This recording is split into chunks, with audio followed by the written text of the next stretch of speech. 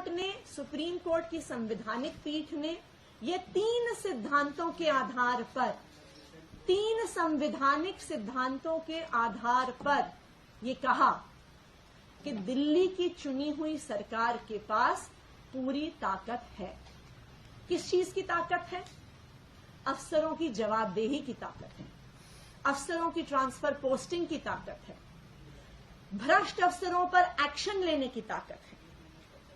Supreme court के इस आदेश का मतलब क्या हुआ, जिसे कहते हैं इन अ नटशेल, सुप्रीम कोर्ट के आदेश का मतलब यह हुआ कि अगर दिल्ली की जनता ने अरविंद केजरीवाल को चुन के भेजा है तो निर्णय लेने की ताकत अरविंद केजरीवाल के पास है। ये देश का संविधान कहता है।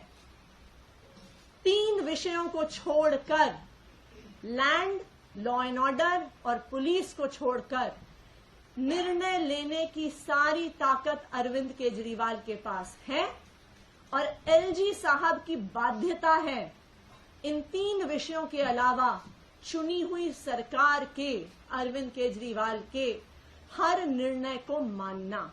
ये लोकतंत्र है।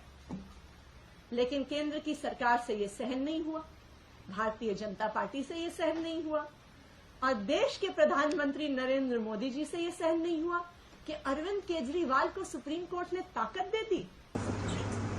भारत के प्रधानमंत्री नरेंद्र मोदी जी ने एक बार फिर ये साबित किया है कि वो एक तानाशाह है, न लोकतंत्र मानते हैं, न सुप्रीम कोर्ट मानते हैं, न संविधान मानते हैं।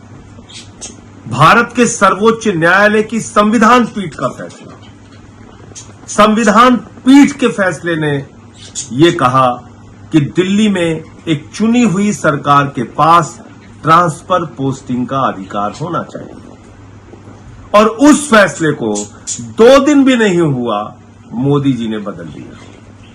एक अध्यादेश के जरिए, एक ऐसे अध्यादेश के जरिए जो भारत के सर्वोच्च न्यायालय के फैसले के खिलाफ है।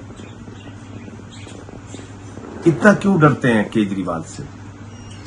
इतना क्यों भय सताता है आपको अरविंद केजरीवाल से कि आप एक अरविंद केजरीवाल की सरकार दिल्ली के अंदर नहीं चलने दे रहे हैं, जिसको 2 करोड़ लोगों ने 90% से ज्यादा सीटें देकर चुना, प्रचंड बहुमत के साथ, एक नहीं 3 बार चुना। आप ऐसी सरकार को नहीं चलने दे रहे हैं। तो ये पूरा देश देख रहा है कि किस तरह से प्रधानमंत्री नरेंद्र मोदी जी ने और भारतीय जनता पार्टी ने लोकतंत्र का गला घोटा है, किस तरह से भारत के सर्वोच्च न्यायालय को चुनौती दी है, किस तरह से भारत के सर्वोच्च न्यायालय की संविधान पीठ का फैसला बदला है और किस तरह भारतीय जनता पार्टी और नरेंद्र मोदी जी अरविंद केजरीवाल से डरे हुए हैं। ये पूरा देश, पूरी दिल्ली देख रही है। वक्त आने पर इस देश के लोग आपकी इस तानाशाही के खिलाफ जरूर खड़े होंगे। माननीय सर्वोच्च न्यायालय इस बात का संज्ञान जरूर लेगा।